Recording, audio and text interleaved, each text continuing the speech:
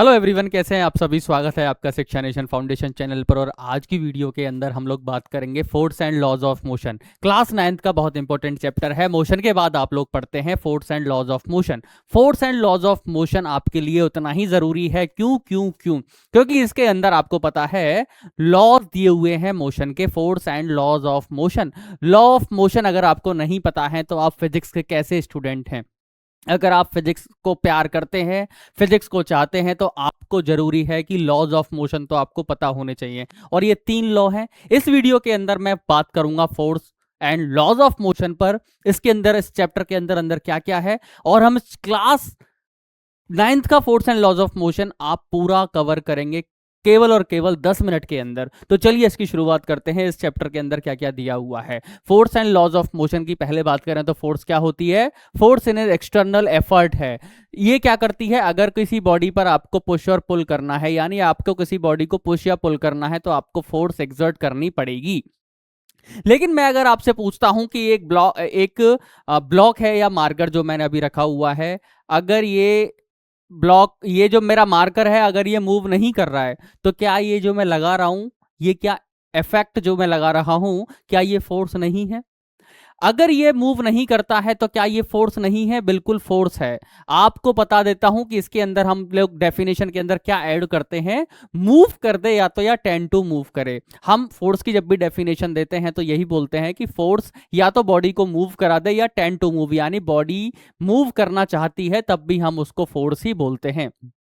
आपको पता है इफेक्ट ऑफ फोर्स में move stationary body, stop a moving body, change speed of a body, change shape and size. ये सब effects of forces हैं। अगर आपको फोर्स लगाकर किसी बॉडी को देखना है तो इस तरह से आप किसी स्टेशनरी बॉडी को मूव करा सकते हैं, स्टॉप कर सकते हैं चलती हुई बॉडी को, चेंज कर सकते हैं उसकी स्पीड को, और चेंज कर सकते हैं आप शेप एंड साइज को।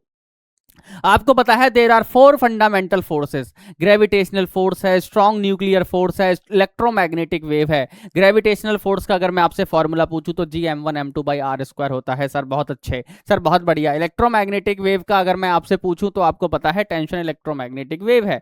तो इस तरह से आपको पता है 4 फंडामेंटल फोर्सेस होती हैं नेचर के अंदर। ग्रेविटेशनल है, इलेक्ट्रोमैग्नेटिक है, स्ट्रॉन्ग न्यूक्लियर फोर्स है, और चौथी है आपकी वीक फोर्स। अब गैलीलियो एक्सपेरिमेंट की बात करें तो गैलीलियो ने कैसा एक्सपेरिमेंट किया था? उसने इस तरह से इंक्लाइन प्लेन लिए और इस इंक्लाइन प्लेन पर एक बॉल को ऐसे छोड़ा है, तो आपको पता है इस पॉइंट पर जाते जाते उसकी जो स्पीड है वो बढ़ने वाली है, तो स्पीड इंक्रीज होती है। लेकिन इस केस में बॉल को जब ऊपर फेंका गया तो स्पीड कम होगी। ये ऑब्वियस है, आप सबने देखा है, बिल्कुल देखा है सर हमने। तो इससे बॉल को ऊपर फेंकेंगे आप तो बॉल की स्पीड कम होती जाती है, क्योंकि जी नीचे खींच रहा है इसको। तो सर अगर स्पीड इसको अब इंक्लाइन कर दिया है, ये इंक्लाइन प्लेन थे, अब इसको सीधा कर दिया है और बॉल को स्पीड दी गई है, तो यहां पर v बराबर हो गया है v डैश। v बराबर है v डैश के। आपको समझ आ रहा है? यानी ये कभी ना रुकने वाली बॉल है, ये हमेशा चलती रहेगी। और ये इन दोनों ये जो आपको दोनों केस दिखाई दे रहे हैं, ये उसका बीच का केस है। यानी स्पीड इक्वल रहेगी। इसमें स्पीड इंक्रीज हुई, इसमें स्पीड डिक्रीज हुई, और इसमें रहेगी इक्वल। ठीक है, अब चलते हैं आगे। न्यूटन्स लॉ कैसे आए? न्यूटन्स ने, ये जो न्यूटन के लॉ है ना, ये सारे गैलीलियो एक्सपेरिमेंट के ऊपर बेस हैं। आपको एक बात समझ लेनी चाहिए, न्यूटन्स के तीनों लॉ जो है गैलीलियो एक्सपेरिमेंट के ऊपर है, जो एक्सपेरिमेंट अभी आपने देखा है। फर्स्ट लॉ बोलता है body remain its state of rest और uniform motion in a straight line unless it is compelled by some external force. आपको पता होगा अगर कोई बॉडी रेस्ट में है तो रेस्ट में ही रहेगी, अगर कोई बॉडी मूव कर रही है तो वो मूव करती रहेगी। लेकिन कब तक मूव करेगी? जब तक उस पर कोई अनबैलेंस एक्सटर्नल फोर्स ना लग जाए। एक बात आपको समझ लेनी चाहिए, अगर किसी बॉडी के ऊपर आप एक्सटर्नल फोर्स नहीं लगाएंगे अनबैलेंस, तब तक वो बॉडी की स्टेट चेंज नहीं होगी। उसके बाद ये जो पहला लॉ आपको दिखता है, ये कैसा है? क्वालिटेटिव लॉ है। ये क्वालिटेटिव लॉ है। लेकिन आपका दूसरा कौन सा है? क्वांटिटेटिव। ये क्या बताएगा? आपको फोर्स की वैल्यू बताएगा सॉरी, कि फोर्स का जो मैग्नीट्यूड है वो कितना होगा, ये आपको कौन बताएगा? ये आपको बताएगा सेकेंड लॉ। तो सेकेंड लॉ के अंदर rate of change of momentum of a body is directly proportional to the applied force, और ये हो जाएगा आपका F इक्वल एम ए। ये जो अनबैलेंस फोर्स आप बोल रहे हैं, ये F इक्वल एम ए ही होती है। चलिए थर्ड लॉ की अगर मैं बात करता हूं तो every action has equal and opposite reaction. अगर एक एक्शन है तो दूसरा रिएक्शन होगा। ये बात क्या कैसे अगर समझ सकते हैं? देखो, ये अगर आपके पास दीवार है, ये वॉल है सर, WALL लिखेंगे सर, बिल्कुल। एक फोर्स लगाता हूं मैं F1 इसके ऊपर, तो इसके ऑपोजिट में क्या लगने वाली है, F2 फोर्स लगेगी सर, बिल्कुल। ये दीवार लगाने वाली है। अरे इस दीवार को अगर मैं ऐसे पुश करता हूं तो मेरी फोर्स दीवार पर और दीवार की फोर्स मेरे ऊपर होगी। इसका मतलब एक्शन है तो रिएक्शन होगा। एक्शन रिएक्शन दोनों अपोजिट बॉडीज पर होते हैं सर। इस बात का जिक्र आप कब करेंगे, अभी कर रहा हूं कि फोर्स एंड एक्शन रिएक्शन दोनों अलग अलग बॉडीज पर होते हैं। चलिए, ये है तीनों लॉज की बात, तो याद रखेंगे। Rate of change of momentum होता है सर, इसको एक बार लिख के दिखा दीजिए। Rate of change of momentum यानी P2 minus P1 divide by T होता है सर, बहुत बढ़िया। P2 divide by P2 minus P1 divide by T, F equal P2 minus P1 divide by T. Rate of change of momentum equal होता है force के। चलिए आगे करते हैं बात। किसकी बात करेंगे सर, आप इनर्शिया की बात कर रहे हैं। तो इनर्शिया क्या होता है आपका, body to oppose the inertia है क्या, सिंपल है, ऑपोज। अगर आप उसकी स्टेट में चेंज करना चाहते हैं तो बॉडी उसको ऑपोज करती है, वो नहीं चाहती कि वो चेंज हो जाए। चलिए, body to oppose the change in its state of rest when some external unbalance forces are applied on it. Body to oppose its state of motion when some unbalance force are applied on it.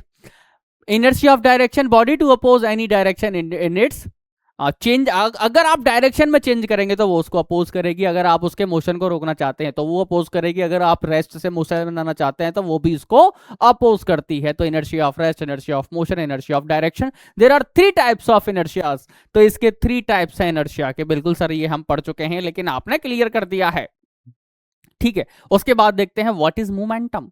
Momentum क्या है, momentum होता है the quantity of motion possessed by the body and it's measured by the product of mass and the particle. अगर मैं आपसे पूछता हूं कि एक ट्रक है, लोडेड ट्रक, और एक बाईसाइकिल है, both are coming towards me, तो कौन मुझे सबसे ज्यादा हर्ट करेगा, या सिंपल बोलूं कि कौन मुझे ज्यादा हार्म कर सकता है, आपका क्वेश्चन आएगा सर दोनों ही अगर 5 मीटर पर सेकंड से आ रहे हैं तब भी आपको लोडेड ट्रक ज्यादा हर्ट करेगा, यानी हार्म कर सकता है। तो अगर आपको समझ आ रहा हो तो इसमें है क्या, ट्रक के पास क्वांटिटी ऑफ मोशन ज्यादा है। अगर क्वांटिटी ऑफ मोशन ज्यादा है तो इसी को तो हम लोग मोमेंटम बोलते हैं। इसको कैसे कैलकुलेट कर सकते हैं, मास इनटू वेलोसिटी, और ये एक वेक्टर है तो वेक्टर इसके ऊपर लगा दीजिए आप। यूनिट की बात करें तो आपको पता है सीजीएस के अंदर जो है ये ग्राम हो जाएगा, ये सेंटीमीटर पर सेकंड स्क्वायर, इसको ही हम लोग बोलते हैं डायन। एसआई के अंदर बात करते हैं तो ये होती है आपकी न्यूटन। किलोग्राम फोर्स भी किसकी यूनिट है, फोर्स की ही यूनिट है। किलोग्राम फोर्स और किलोग्राम ग्राम फोर्स और किलोग्राम फोर्स, तो ये हो जाएगा किलोग्राम वेट 1 kgf होता है आपका 9.8 न्यूटन के बराबर, एंड 1 ग्राम वेट आपका 1 GF के बराबर होता है, और वो इक्वल होता है 981 डायन के, ठीक है। और रिलेशन की बात करूं न्यूटन और डायन के अंदर, तो क्या रिलेशन है, 1 न्यूटन आपका बराबर होता है 10⁵ डायन के। क्या ये बात आपको समझ में आई है? अगर ये बात समझ में आई है तो आगे चलेंगे। इंपल्स क्या होता है, the large force acting for a short period of time to produce finite change in momentum. Momentum change क्या है आपका, मोमेंटम चेंज ही तो आपका क्या है, इंपल्स होता है। और इसी को हम लोग बोलते हैं इंपल्स मोमेंटम थ्योरम। इसी को हम लोग बोलते हैं इंपल्स मोमेंटम थ्योरम।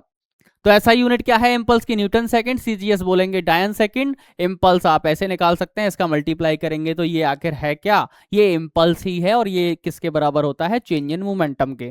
चलिए आगे चलते हैं। Action and reaction are not balance, ये बात बहुत अच्छी बोली है।